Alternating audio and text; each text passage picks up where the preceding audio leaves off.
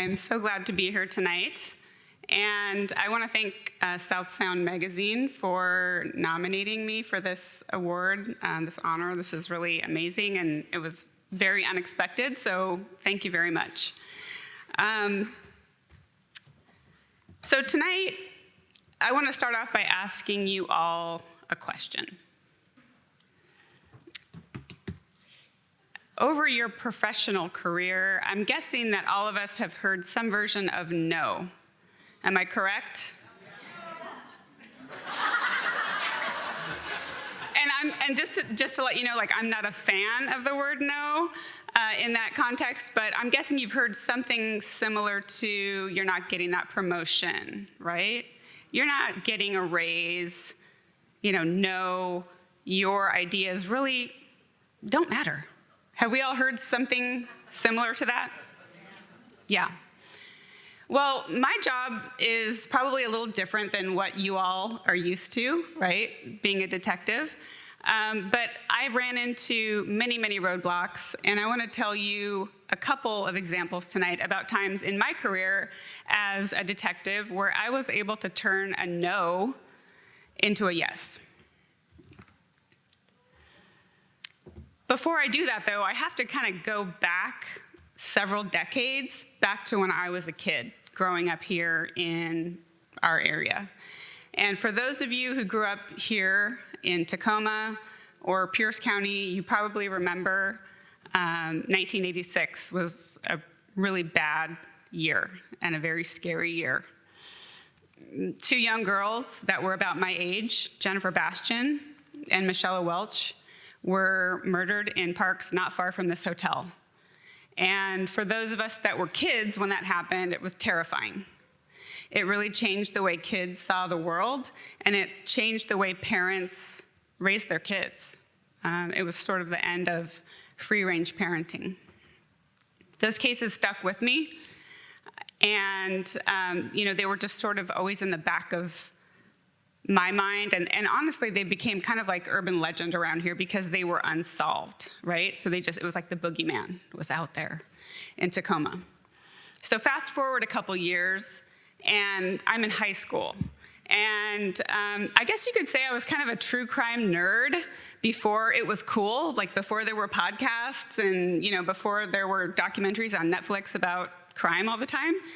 And so I ended up finding this book at the library about Ted Bundy. And it's called The Stranger Beside Me. Some of you probably read it. And this book literally changed my life. It scared the hell out of me. But I couldn't put it down.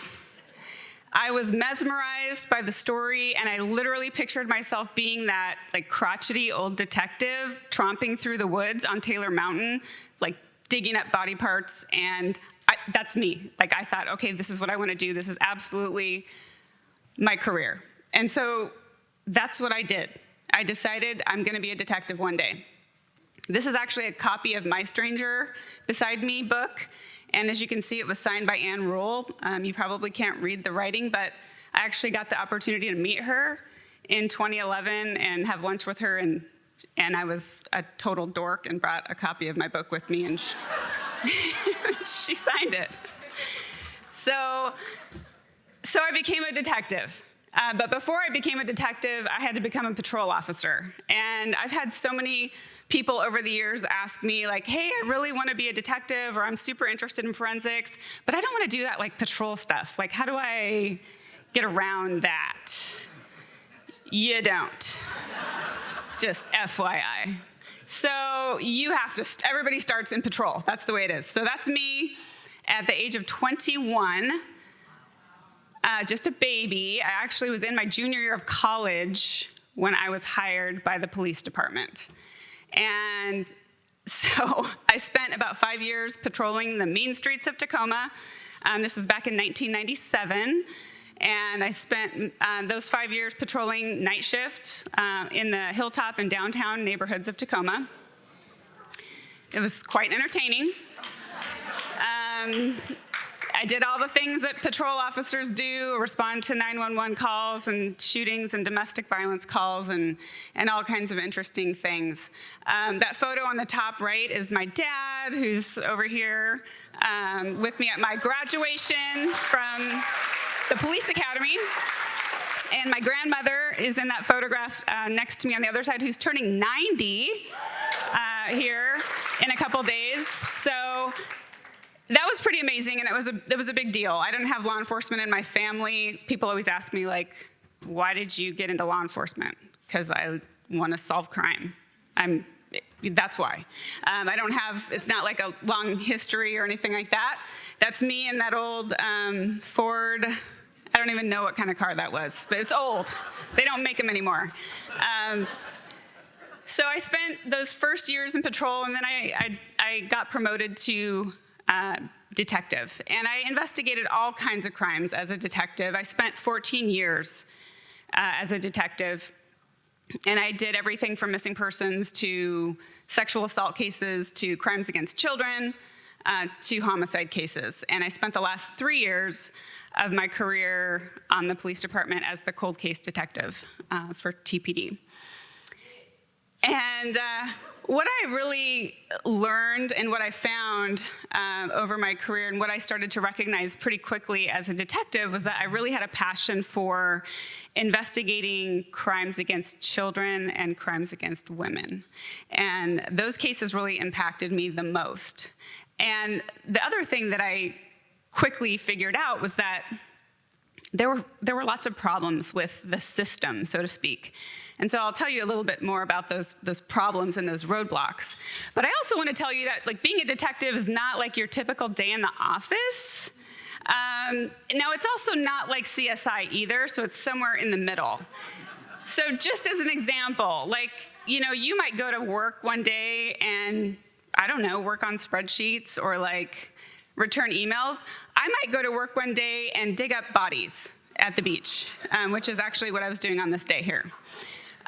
Or I might fly across the country to the country's probably most notorious prison, Angola, and interview an inmate about a cold case. That's actually me and my former partner at Angola, and we're visiting the animals that are part of the rodeo at Angola there in that photograph. Or we might end up at the dump, digging through, I don't know, several tons of trash, looking for evidence. So not super glamorous. I can tell you I never went to work dressed like this. I usually had on like grubby clothes and a hoodie and my hair in a bun. But going back to sort of that passion that I really recognized was that as I continued to investigate crimes, violent crimes particularly, I started to recognize that there were a lot of gaps and a lot of issues in policies, procedures, and laws. And these issues were specific to DNA. And DNA is really my passion. And as you will see in a moment, my book is titled In My DNA. And what I started to figure out is that there were all these loopholes and all these roadblocks that kept popping up, and all these no's that I kept hearing about DNA. Like, I would come across someone who was a really bad guy, somebody that was maybe a rapist or a killer, and for whatever reason, I would be told, no, his DNA isn't in the database, or no, you can't put that person's DNA in the database, which was not only shocking to me, but also it kind of made me angry. And so I decided that I was going to do something about that. And so there were several projects that I took on over my career, not because somebody told me to, and not because I was assigned to do it. I did it because it was the right thing to do. Like,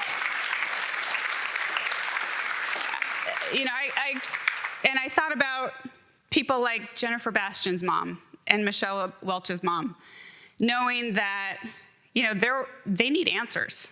They want to know what happened to their loved ones. They want to know who did it. They want the case resolved. And so, families like these were the families that I would sort of keep in the back of my mind as I was pushing forward, trying to make changes. And ultimately, I was able to help advocate for a new law in Washington state, and it's called Jennifer and Michelle's Law. It was passed in 2019, and this law helps law enforcement solve more cases, in a nutshell. And as you can see there, in the white, on the right-hand side, that's Jennifer Bastian's mother. She's standing next to the governor, and she was able to help get that law signed into law as well. So, there are many examples, this being one, but this legislation then led to the resolution of another cold case. So once this law was passed in 2019, I was able to help put this law into action and help solve a 1975 murder case in Seattle, a case that never would have been solved without this law. So, as I said before, DNA is my passion. Not only is it my passion, but anybody that wants to talk to me about DNA, I'm all over it. I want to talk about it. I want to talk about DNA databases and how to solve more crimes and how to prevent people from slipping through the cracks, which is honestly what happens far too often. So this is a photograph of Jennifer Bastian's mother on the right there, Patty, and then her sister on the far left, and then Keith Morrison is next to me.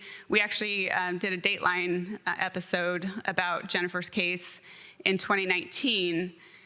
And I would love to tell you all about her case and how it was solved. I don't have time to do that tonight, but I do have my book here for sale, and so it'll be available after this if you would like to purchase a signed copy. But I want to leave you with this. I want to leave you with an experience that I had on May 10th of 2018. On that day, I had the privilege of knocking on Patty Bastian's door at 8 o'clock in the morning and delivering to her the news that she had waited more than 3 decades to hear. And I was able to deliver that message in 3 simple words. And those words were, "We got him."